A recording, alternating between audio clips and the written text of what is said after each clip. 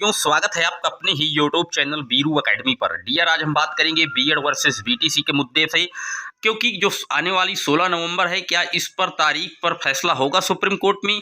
BEd प्राथमिक में रहेगा या बीएड कहीं ना कहीं प्राथमिक से हटता नजर आ रहा है। जोधपुर कोर्ट का जो आदेश है डियर डबल बेंच का, वो कितना प्रभावी होगा इस मुद्दे पर। एनसीटीई की क्या तैयारी है इस मुद्दे पर। तो अगर आप भी बीएड वर्सेस बीटीसी के मुद्दे से प्रभावित हैं तो वीडियो पर अंत तक बने रहिएगा। चैनल पर पहली बार आए हैं, इसी तरह की सटीक और ऑथेंटिक न्यूज के लिए चैनल को सब्सक्राइब करके बेल आइकन प्रेस कर दीजिए।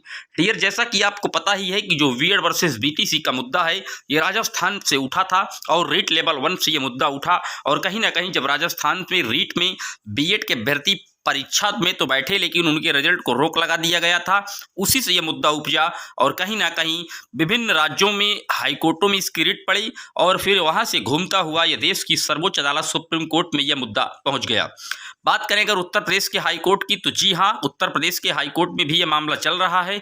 और कहीं ना कहीं जो बीएड साथियों के यूपी टेट 2021 के प्रमाण पत्र हैं, उन पर पूरी तरीके से रोक लगा रखी है इलाहाबाद हाईकोर्ट ने।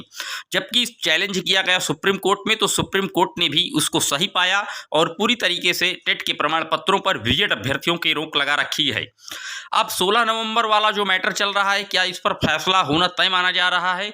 बता दें, जो 16 नवंबर को सुनवाई होनी है, आने वाले 16 नवंबर को सुप्रीम कोर्ट में काज लिस्ट जारी हो गई है। एडवांस लिस्ट में इस केस को रखा गया है। हालांकि फाइनल डिस्पोजल बताया जा रहा है 16 नवंबर को, लेकिन क्या सुप्रीम कोर्ट इतनी आसानी से इस पर डिसीजन दे पाएगी? जी नहीं, ये मामला काफी पेचीदा और फंसता नजर आ रहा है डियर। इस पर किसी एक पक्ष पर फैसला दे पाना सुप्रीम कोर्ट के लिए अब टेढ़ी खीर साबित हो रहा है। लेकिन बात की जाए कि जोधपुर का जो डिसीजन है वो क्या प्रभावी होगा इस आदेश पर, सुप्रीम कोर्ट पर। जी हां, सुप्रीम कोर्ट निचली अदालतों के जो फैसले हैं उनको रीड जरूर करता है, लेकिन उस फैसले पर अपना फैसला सुना देना ये बाध्यकारी नहीं है सुप्रीम कोर्ट को। हो सकता है कि जोधपुर का जो डिसीजन है उसको पलट दे, क्योंकि सुप्रीम कोर्ट किसी छोटी जो बेंचेज होती हैं, हाई कोर्ट होती हैं, उनके जो फैसले होते हैं उनको वो बाध्य नहीं है कि वही डिसीजन रिपीट कर दे। लेकिन जोधपुर का जो कोर्ट का आदेश है वो कहीं ना कहीं बीएड साथियों के लिए एक प्लस पॉइंट जरूर साबित होगा, इसमें कोई दो राय नहीं है। अब बात करते हैं कि आखिर एनसीटी अपनी तैयारी में किस प्रकार से लगा है। तो देखिए, एनसीटी अपने गजट 28 जून 2018 को बचवाने के लिए पूरी तरीके से अपना जो पुरजोर समर्थन है वो लगाए हुए है। उसके साथ केंद्र सरकार भी खड़ी है, कंधे से कंधा मिलाकर। बात करें तो कुछ राज्यों की राज्य सरकारें भी इस मुद्दे पर साथ खड़ी हैं बीएड साथियों के। लेकिन अगर सुप्रीम कोर्ट एक तरफा बयान इस पर देना, उसके लिए थोड़ा टेढ़ी खीर है। उसके कई रीजन हैं।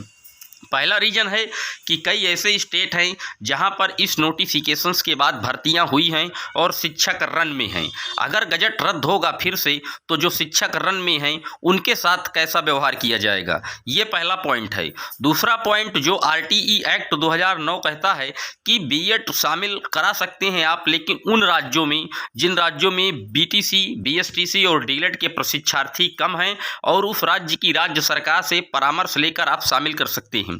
हालांकि कुछ राज्य हैं जिनके यहाँ बीएसटीसी की संख्या कम भी हो सकती है और कुछ राज्य हैं जिनके यहाँ ज़्यादा भी हो सकती है। तो ये शिक्षा चूंकि समवर्ती सूची का विषय है, इसलिए सुप्रीम कोर्ट गेंद को राज्य सरकार के पाले में भी छोड़ सकता है। जिस राज्य की राज्य सरकार जिसे चाहे प्राथमिक में उस स्तर से रख सकती है। बात करें अगर कि अब सुप्रीम कोर्ट किस आधार पर अपना तर्क दे सकता है, तो सुप्रीम कोर्ट में कुछ राज्यों के द्वारा जो भर्ती प्रक्रियाएं रन में हैं वो अड़ंगा लगा रही हैं, और कहीं ना कहीं अभी 16 नवंबर को जो फैसला है वो डिले होगा और इस पर नेक्स्ट डेट हियरिंग ऑफ लगाई जा सकती है, क्योंकि सुप्रीम कोर्ट निरंतर इन बारीकियों पर नज़र बनाए हुए है। लेकिन इतना आसान नहीं किसी एक पक्ष में डिसीजन दे देने पर। लेकिन कुछ साथियों के कमेंट आ रहे हैं कि अगर बीएड बाहर हो रहा है तो क्या सरकार इसे एंट्री करा सकती है। अगर सुप्रीम कोर्ट से बीएड को बाहर करने का आदेश जारी होता है तो केंद्र सरकार फिर से इसे एंट्री दिला सकती है।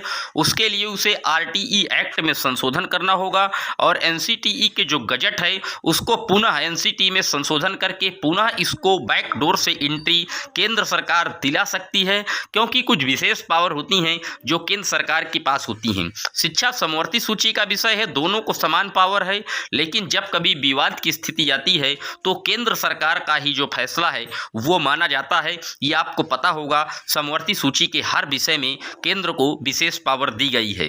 तो अब देखने वाली बात होगी आने वाली 16 नवंबर को किस करवट उठ बैठता है, ये तो भविष्य की गर्त में है। लेकिन अगर आज की डेट की बात की जाए तो जोधपुर कोर्ट का जो आदेश है, डिसीजन है, वो कहीं ना कहीं भारी है बीटीसी साथियों के साथ। यही एक प्लस पॉइंट है। हालांकि बीएड के साथ केंद्र सरकार और एनसीटी जो है वो तुषार मेहता सर को लाकर इस केस को थोड़ा इंटरेस्टेड और रोचक मोड़ पर ले जाने की तैयारी में जुटा हुआ है। आपकी क्या राय है कि कौन सा पक्ष किस तरीके से जीत सकता है?